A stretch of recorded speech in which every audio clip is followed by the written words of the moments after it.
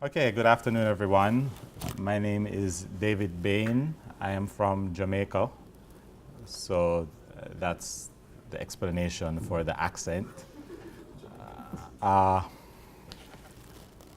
So far, I've enjoyed the weather. It is. I brought 3 jackets, and I haven't had to wear any of them. Just extra weight in my suitcase. A little background about myself. I've been using Plone for definitely more than a decade. I run a software company that does Plone work and more recently has started to build products, some of them around Plone. And the company's name is Alteru. I'm here to talk about Mosaic, tiled layouts for Plone. So hopefully at the end of this, you'll have a better understanding of how Mosaic fits into the picture of Plone.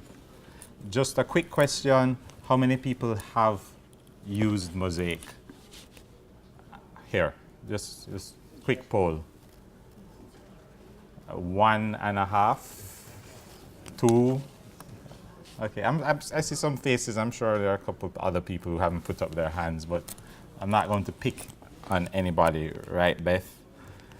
Okay, so let's get into this. So just so that you understand what to expect from this presentation, I want to put into context why we need this. Then I'll talk briefly, not exhaustively, but briefly about previous solutions. And then I'll do a demo of Mosaic. And I might talk about the future, but I'll probably replace that with just questions so that you can ask questions about Mosaic. So that's fine for everyone? Wonderful. Okay, so Mosaic is a Plone technology. And let's tell a little story. So here is Cara and Valdek, and they're running a conference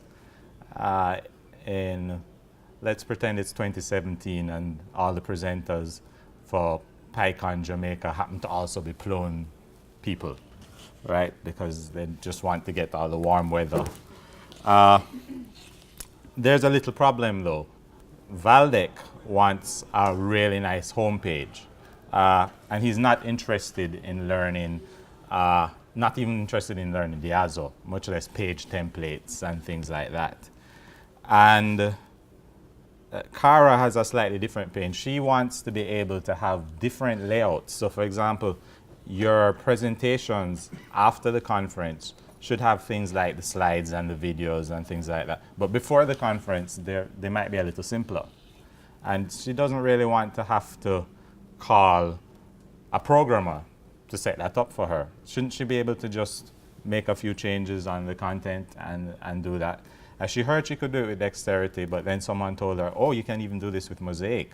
So that's the pain point. But let's take a slight tangent before we solve their pain by giving you a history of how we used to solve that pain. So this is a brief, completely not exhaustive history of layout solutions. Firstly, I'll give you some context. Back in the day, layouts were done by CSS gurus who, for every new site project, they would do it from scratch. And you would tell them what they want, what you want, you'd do it in Photoshop, and then you'd wait a couple weeks and they'd come back with this site that looks like what you want. And then, if you wanted a particular page to look different, you'd do it up in Photoshop to say that's going to look different, and then they'd go back and, stitch and do what they need to do, and you'd get a new page. And repeat that, rinse and repeat, every time you need to get a new layout. Sounds like fun? Probably not. And then sometimes the pixels weren't exactly where you wanted them, and they'd say things like, well, it's not going to work that way because of X, Y, Z, or what's the resolution on your screen? Are you sure you're looking at it with the right browser? And da da da da da. So a couple people picked up on that frustration, and they created these CSS frameworks. which basically allowed you to use grids to lay out your content. But it still required some amount of knowledge and skill to manipulate the grids. You needed to understand CSS classes, but at least you didn't need necessarily to go deep into CSS. As long as you knew the classes, you could lay out things. And so maybe a layout would move from a week or two to maybe 3 days or something like that, depending on the experience and so on. Some of these grid systems included Blueprint CSS, Bootstrap, Foundation, and of course, even one invented by Alexander Limy, one of the co-founders of Plone, called Deco.js. So that's a little bit about what was happening, and the why of all of this is that you want to get nice looking layouts, right? And the why of Mosaic is that you want to be able to lay out this type of stuff without having to push it off to some CSS geek, right? I'm a CSS geek. So these are examples of the type of layouts you want to be able to get, right? You want your content to look as good as your theme. And what tends to happen is you get your theme, but then how do you get nice layouts from page to page to page to page? I mean, it's like you hand somebody a wonderful PowerPoint template and they're able to completely destroy it somehow. And possibly, if we have layout systems like Mosaic, we can make it easier for people to get it right, rather than having them have to dig into code and things like that. Let's continue talking a little bit about some of the Plone-specific solutions that exist and existed. So one that I've used is collective listing view, which allows you to create something of a layout, but again, you use a lot of code. There's Diazo. You can actually use this system called Diazo to move things around in your target layout. Just pull it from Plone and move it around in your target layout. But it still requires a certain amount of savvy to be able to do that. Much less than before, and it's a wonderful improvement. And that's what you use to give the general look for your theme. But once you get into the content, you want to do better layout. In fact, here is what some of these things look like. This is, for example, a browser view. Obviously, this is a snippet, incomplete. There are a lot of other things there. But this is enough to send a designer screaming, running and screaming. And to me, this is just a little bit of code. This is great. But this is going to scare away a lot of people. And here's what some Diazo rules look like. Again, they can be quite intimidating. I'm seeing someone cringing in the audience. So it's not necessarily the greatest of experiences to be staring at walls of text to do layout. So let's talk a little about what Mosaic can do for you. Here are the key concepts. What Mosaic makes possible is the ability to create a layout and then to make that layout reusable. And you can do a lot more customization than that, but for the sake of this talk, we'll work with those as the boundaries of what Mosaic can do. So let's talk about the two targets that we're trying to go for. Remember, Valdek wanted to get a cool homepage, and he didn't want to learn page templates, okay?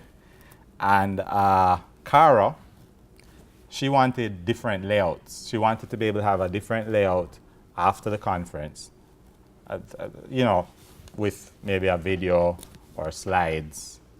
And she didn't want to have to call a programmer to create a new field for adding the video and then write the Diazo rule so that the video gets embedded properly and all that type of stuff. She just wanted to be able to just do it. That seems like a reasonable expectation nowadays when you can go to Facebook and just post things at will. So let's do the demo before the questions. So let's get some of these things out of the way. And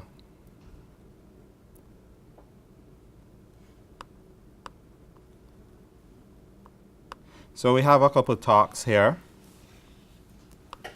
Here is our Plone site that they've built, right? I decided not to theme it too much because we're focused on content layout, okay? We put in a couple talks, and we want to be able to showcase these talks, right? Because these are pretty good talks from some interesting persons, right? Who some of us might know. All right? So we're going to start with Kara's problem. Kara's problem was that she wanted to get a little more control over the layout without having to learn too many other new technologies. So let's see what Mosaic can do for someone like Kara. Okay? She was told by the person introducing her to this technology that all you have to do is change your display to support what is called a Mosaic layout. So she goes into one of the talks and she switches it to use Mosaic layout. Now that that is switched on, she goes in and she clicks edit, and she gets a screen that looks like this. Now, she had the benefit of, about 5 minutes of training, so she's an expert now in Mosaic. So she knows right away that this is the default layout, and she wants to customize it. And she knows she has to go to the layout button, and she clicks customize. What just happened? Well, over here, 2 new options showed up. One called formatting, which allows you to add padding and some styles and things like that. And one called insert, which gives you the ability to add fields from your content. So because this is a talk, it's going to have fields like, for example, the presenter photo. And she thinks the presenter photo would look wonderful, kind of next to some of this talk information. So she's setting it up to show up here. Then she wants to actually have the name of the presenter. That might be good. So we're going to add the name of the presenter. And let's add some details about the talk. So let's just add that down here. And turns out all of these talks are talks. So they did have a field called type of talk, but it's not useful for this. So we leave it out. But you might want to say who the audience is in case it varies from talk to talk. It will help people to select the talk they want. And once she's done that, she's actually created her custom layout. Okay. Now, she could just click save, but one of the things with this is because every talk is going to be using this layout, why not store it as a reusable layout? So let's see how you'd go about doing that. So we're going to go back to edit, and this time to make it reusable, we're going to say, I like this layout, let me save it. And I'm going to call it something original like talk layout. I notice I clicked a little checkbox underneath talk layout. That's to make sure that it stays global. That means that any other editor on the site can also access this layout. And now we have a custom layout, and we can click save to save everything. And it means that instead of repeating all of that arrangement on every talk, we can now go to each talk and after cringing for a while, we can make sure that the talk is using the Mosaic layout. And if it is, notice we now have something called the talk layout. And if we just click it, we don't have to do much more. We can just click save. And magically, this talk also has that layout. Isn't that useful? And we can rinse and repeat for the rest of them. So we certainly don't want people seeing this. That makes no sense in the context of our thing. That's just generated because it's there. So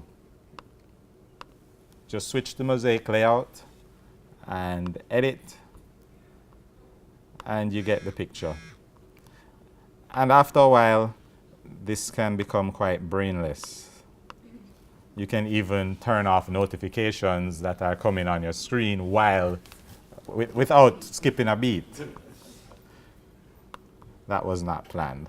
That was actually my mother.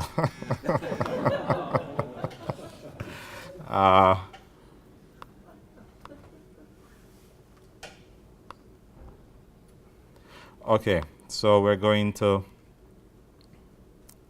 do that again. And now, there you go. So all of the talks have this wonderful layout. There are a couple other things we could do to clean it up, you know, if you had another 30 minutes for this talk. But let's solve Valdek's problem now. Now recall that Valdek, what he wanted was to be able to have, you know, a nice, cool homepage. So let's do that. It turns out that his homepage is currently a document by default. So, but we can tell that document to use the Mosaic layout. It already is using the Mosaic layout. I went ahead like on a good cooking show and changed that. And what we're going to do is we're going to customize this page a little bit. We should probably say something about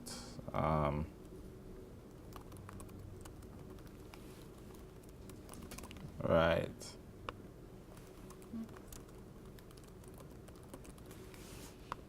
It's a little plug there.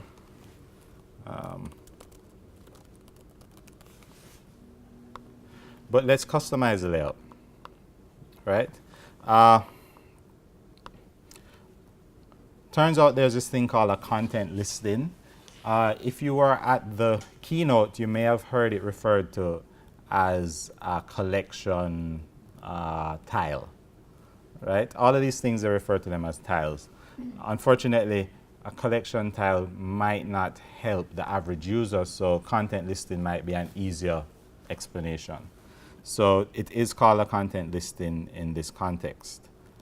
And let's actually list the talks. Wouldn't that be great if we could just say by type, I want anything that is a talk? That would be really nice. And maybe a tabular view of those talks. That would be super. And let's maybe add a little heading that says upcoming talks. Now, obviously, we could really go a lot harder with this, but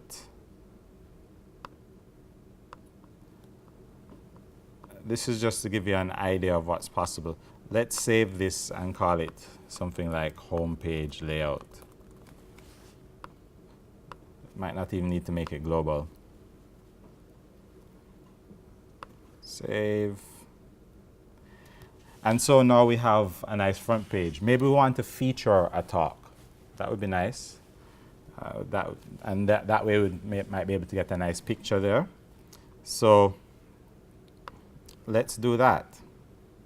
Let us feature a talk. That would be great. So I'm going to click customize, insert, and I'm going to insert something called existing content. Okay? And I know that my talks are located on the talks. Oops. Let's do that again. Rewind. Okay. My talks are located on the talks. Actually, let's just find a talk. I think there was a talk by Calvin. Well, I know I have a talk called. Okay. We're going to win this. There we go. Talks. All right. So let's choose this talk. And notice how it loads it up into my cursor. So I can then choose where I want to put it. I'm going to put it next to the summary. All right. And I'm going to move this up. See if I can get that below here. And maybe make that a little bigger. And let's add some rich text above the talk, and we'll say featured talk. We'll make that have a heading, and save. Now notice I didn't save it as a new layout. I just customized my front page. So sometimes you want to do a one-off customization, and sometimes you want to do something more. Now, one of the things that we need to get back to though, we want to make sure that after the talk, we can show maybe the slides from the talk. Okay? How am I doing for time? Can someone tell me when I have about 10 minutes or so? So let's head over to the talks, and we'll choose one of these talks, and let's embed slides for this talk. I'm actually going to embed not the real slides for the talk, but just some slides. So it turns out that there is something called an embed tile. Very, very useful. I can go to Layout Customize, and I can insert what is called a raw embed. Now, personally, I would probably rename this. I'd probably call raw embed embed, and then I would call the other embed o embed, because it's, or maybe it's auto embed. And if time allows, I'll show you the difference. But I'm going to do a raw embed because it allows me to take snippets from any site that allows you to share, and I can put that snippet in my raw embed. So I'm going to choose raw embed, and I'll call this slides, and let's share some slide stuff. Oops, here we go, and save. So once the talk is done, you may want to actually have talk slides. That would be a good thing to do for your conference. And I'll add another rich text field. I find myself using rich text fields a lot. Just use it as a heading, and I'm going to format it. I'm going to make this a new layout. So the save button under the layout menu allows you to save whatever's on the screen as a new layout. The big green button is just to save, right? So I'm going to create a new layout, and I'm going to call this one Talk with Slides. And it basically, it uses this as my template for all my other stuff. Let me, oops, sorry. Okay, so now after the conference, when the slides are ready, they can be embedded right here.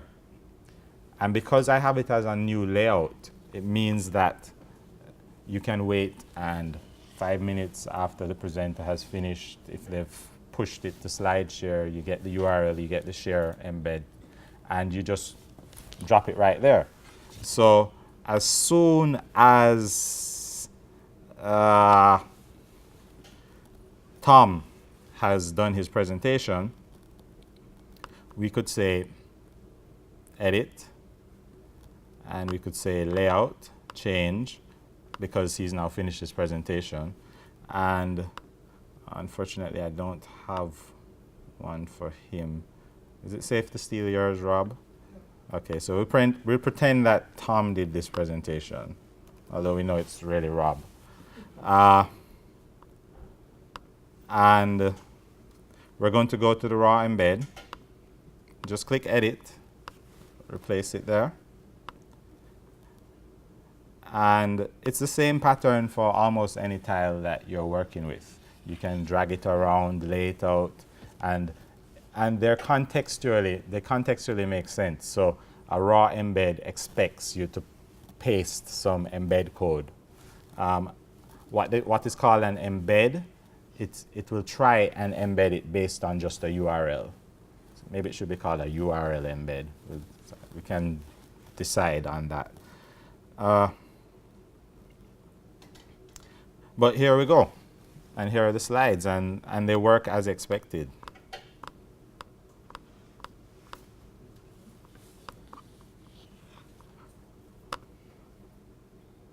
Okay, so that is the experience of a typical site manager. Should we look at the experience for a site administrator? Anybody interested in that? I see like one person shaking their head. Okay, a little more than one person, but sure.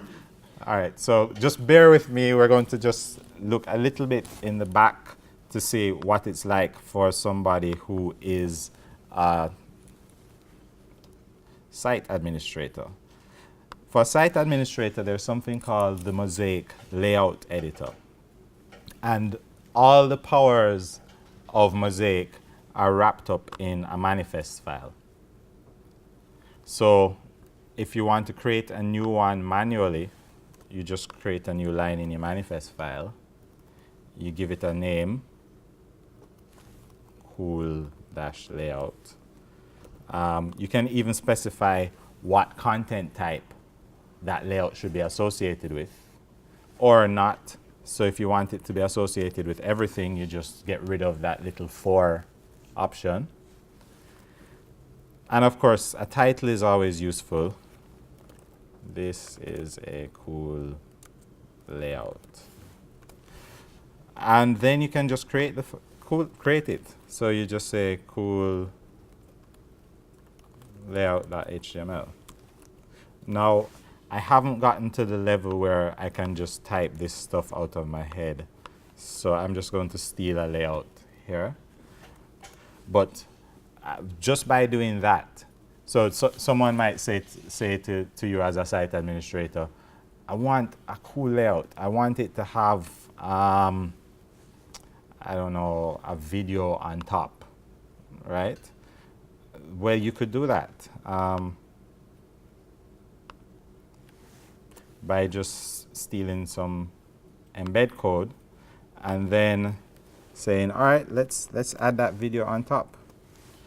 Let's see what happens if we use our cool layout. I hope was that the cool layout? Yeah. Good. Let's see what happens if we change the home page to use this cool layout. So this is slightly untested. Many things could go wrong at about this point, but let's go.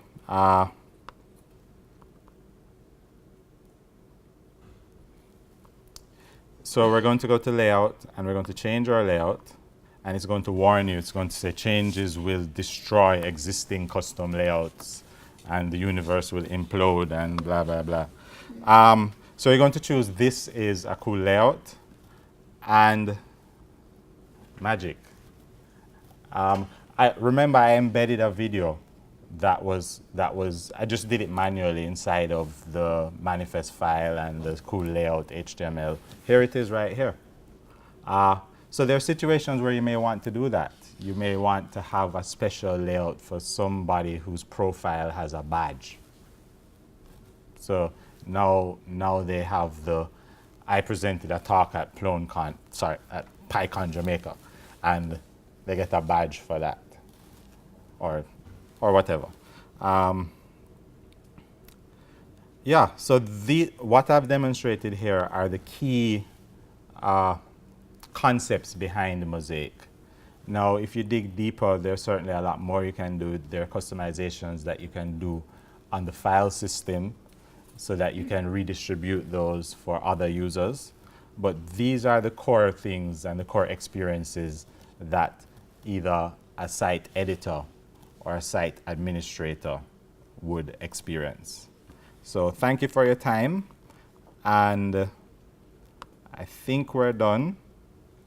I don't think I had any other slides, but hopefully at this point, Cara will be happy and Valdek will be happy. And hopefully you can make some use of Mosaic. Some of the things I haven't shown you because of time, I didn't show you how to install Mosaic because Mosaic is an add-on. And I didn't show you some of the warts. But you know, if you come across issues, there's the Plone forum, and you can go there and get help and report bugs because this is still a release candidate. It's used in production by some very big sites I just discovered recently, like about 5 minutes ago. Well, that's an exaggeration, but yeah. So thank you for your time. If you have questions, this is my contact information, or if you want to ask me the questions now. Yes, sir. David, is there a way, so you've got a talks content type, is there a way that you can make everything that has the talk content type automatically use a Mosaic layout? Yes. I should warn you, it requires going into the ZMI. So if you can stomach that, I can show you how to do that. Is that fine? So for those who don't know, the ZMI is this ugly part of, it's not really Plone, it's the stuff that Plone sits on top of. It works, yeah, it works. You don't need to show it. Oh, I don't need to show it. Whether or not it's possible. Yes, it's possible, it's possible, it's And possible. I have Yeah. a related question. So can you, in the same way, Mhm. and you would do this through the manager, Mhm. tell it to apply a certain layout in certain situations, like an if-then or a child parent or something? I don't know if that's possible yet. Okay. I mean, it may be possible, I don't know how to do that. But what you can do is, as Steve had asked, you certainly can make it default to use in Mosaic. Yeah. David, if you have a theme that you like, and if you copied it into where you were last at in the site end and pasted it into Mosaic, would it then display that theme? Yeah. You can modify with blocks and so on? Yeah, yeah. For simplicity, I didn't use a custom theme. But for simplicity, I didn't use a custom theme. But you certainly can use a custom theme. Perhaps in a lightning talk, I'll demonstrate that if I get to do one of those lightning talks. Because one of the things that we use a system called Gloss. We built it in-house, and it allows you to do themes really quickly. And on top of that, the markup, it allows to keep your CSS from conflicting with other stuff. And then you can just use Mosaic, just like you would with an standard Plone Barceloneta theme. So short answer, yes, you can use other themes. Let me get this straight. So let's say that I want to just get this straight. So you've got a layout. Right now you've got a site that has a certain theme. Correct. You have a Mosaic layout, and you can transfer that Mosaic layout to a different Plone site that does not have that theme, and the theme will get transferred? Not the theme, Right. the layout. Right. Okay. Right. So you could, especially with the back end that I showed you, you could just copy the HTML files and things from the manifest file, move it to another Mosaic-enabled site that happens to use a different theme, it would still get the layout. And then you could tell, Right, you would still get the layout, but pick up the theme of the new site. it would pick up the theme of the new site. Yeah. So it uses, I think it uses different class names than you would probably put in your theme.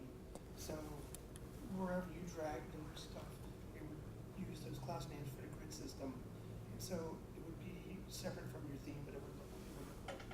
Yeah. That makes sense. Yeah. Thanks, Rob. So you've helped twice now. You've allowed me to use your presentation. And yeah. So along the same lines, could you tell us more about the grid system it uses? Like, what is it based on something? Is it made for that permanently? As much as I can tell from the grid system, it seems to be slightly inspired by Deco, Okay.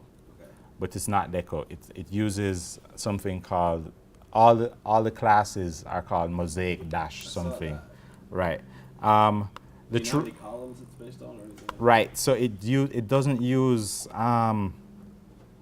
you know, it has its own names. Like Yeah. Mosaic, So if you look at it, right, It has about 4 columns.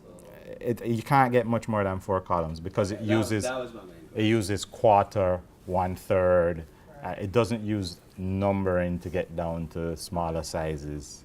So as last I checked, it looks like 4 is the most number of columns you can get.